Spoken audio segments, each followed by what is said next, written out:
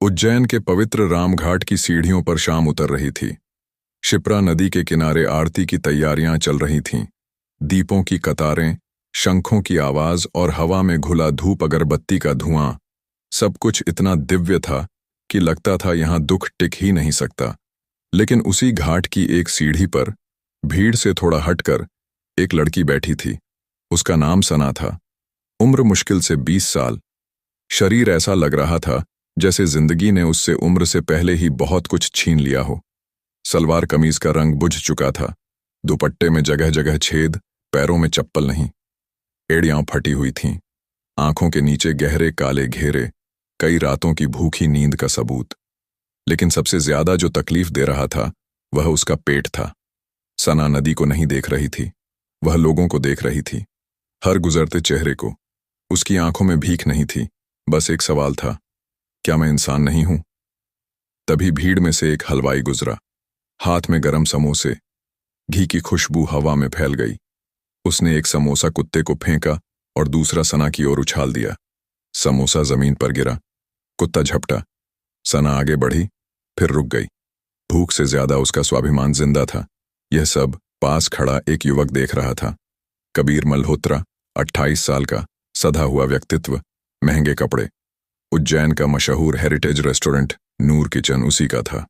उसने पहली बार किसी भूखी लड़की को देखा था जिसने जमीन से खाना उठाने से इनकार कर दिया। कबीर उसके पास आया, घुटनों के बल बैठा। भूख लगी है? फिर बोला, मैं खाना दे सकता हूं, लेकिन शर्त है, मेरे साथ चलो, काम करो, बदले में खाना, जगह और इज्जत। सना ने कांपते होंठों से कहा, मुझे कुछ नहीं आता। कबीर मुस्कुराया, नियत साफ हो तो सब सीखा जा सकता है। नूर किचन की रसोई सना के लिए किसी और दुनिया जैसी थी। साफ फर्श, चमकते बर्तन, मसालों की खुशबू और लोगों की ठंडी निगाहें। कोई उससे खुलकर बात नहीं करता, कोई उसे छूने से बचता। वह चुपचाप काम करती रही, घंटों खड़े रहकर बर्तन धोती, साबुन हाथों में चुभता, कट लगते, कमर दुखती, लेकिन वह जानती थी यह दर्द बाहर की जिल्लत से बेहतर है।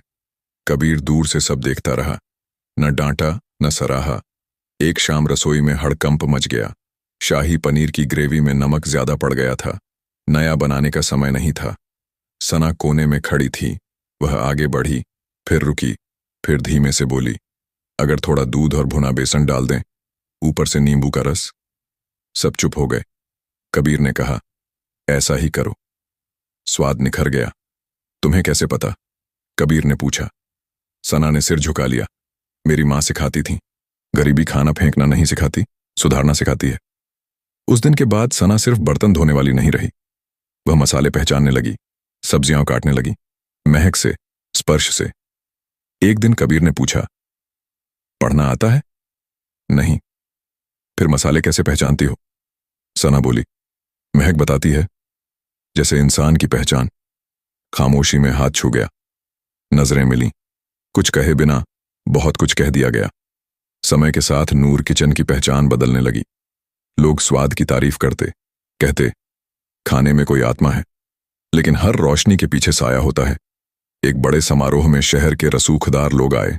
सना खाना परोसने आई ही थी कि भीड़ से आवाज आई, अरे ये तो वही रामघाट वाली लड़की है। सन्नाटा छा गया। कबीर की मां कमला मल्होत्रा आगे बढ़ी। उनकी आंखों में गुस्सा और शर्म थी, और अगले ही पल थप्पड़। निकल जा यहां से। सन्ना ने कुछ नहीं कहा, एप्रन उतारा और बारिश में निकल गई।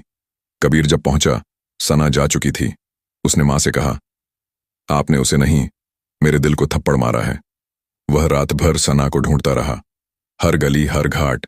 रात के 2 बजे रामघाट। पेड़ के नीचे सना बैठी थी, भीगी, खामोश। तुम कचरा नहीं हो, कबीर की आवाज टूट रही थी, तुम मेरी जिंदगी हो। उसी घाट पर बारिश में कबीर ने पूछा, मुझसे शादी करोगी? सना रो पड़ी और सिर हिला दिया। वापसी आसान नहीं थी, समाज, ताने, रिश्तेदार। लेकिन सना ने मेहनत नहीं छोड़ी। धीरे धीरे कमला मल्होत्रा का दिल पिघलने लगा। उन्होंने देखा, सन्ना ने उनके बेटे से कुछ छीना नहीं, उसे सुकून दिया है। सादगी से शादी हुई। कुछ समय बाद नूर किचन के पीछे एक बोर्ड लगा, अपना आश्रय घाटों के बच्चे। भूखी आंखें अब खाना, काम और इज्जत पाते थे। समय ने करवट ली, लेकिन नूर किचन की रसोई की आत्मा वही रही।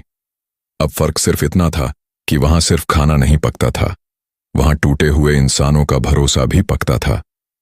सना हर सुबह सबसे पहले आती, मसालों की डिब्बियां खोलती, आंखें बंद करके महक पहचानती और फिर काम में जुट जाती। उसके चेहरे पर अब डर नहीं था, थकान नहीं थी, सिर्फ संतुलन था। ऐसा संतुलन जो दर्द सहकर पैदा होता है। कबीर मल्होत्रा उसे दूर से देखता। अब उसे कुछ साबित नहीं करना था। उसका फैसला उसकी पहचान बन चुका था। समाज की फुसफुसाहटें धीरे धीरे थक गई थीं। जो लोग कभी उंगली उठाते थे वही अब कहते थे, खाने में कुछ अलग है, कुछ सच्चा है। कुछ महीनों बाद रेस्टोरेंट के पीछे वाली पुरानी इमारत में एक सादा सा बोर्ड लगा, अपना आश्रय। यह कोई दानशाला नहीं थी। यहाँ घाटों से आए बच्चे और लड़कियां काम सीखते थे, खाना खाते थे और सबसे जरूरी, इंसान की तरह बात सुने जाते थे। सना खुद उन्हें सिखाती, कभी रोटी बेलना, कभी मसालों की पहचान, कभी बस चुपचाप बैठकर उनकी बात सुनना। वह जानती थी, हर जख्म को दवा नहीं चाहिए, कभी सिर्फ भरोसा चाहिए। एक साल बाद देश के प्रतिष्ठित कुकिंग अवार्ड समारोह में नूर किचन का नाम पुकारा गया। मंच पर सना खड़ी थी, सादगी से बंधी बनारसी साड़ी, माथे पर छोटी सी बिंदी, आंखों में आत्मविश्वास। उसने माइक पकड़ा और कहा, मुझे यहां मेरी काबिलियत से ज्यादा मेरे जीवन साथी के भरोसे ने पहुंचाया। प्यार अंधा नहीं होता। प्यार वह नजर है जो इंसान को हालात से ऊपर देखती है। तालियां देर तक बजती रहीं। पहली पंक्ति में कमला मल्होत्रा बैठी थीं। उनकी गोद में सना और कबीर का छोटा सा बेटा।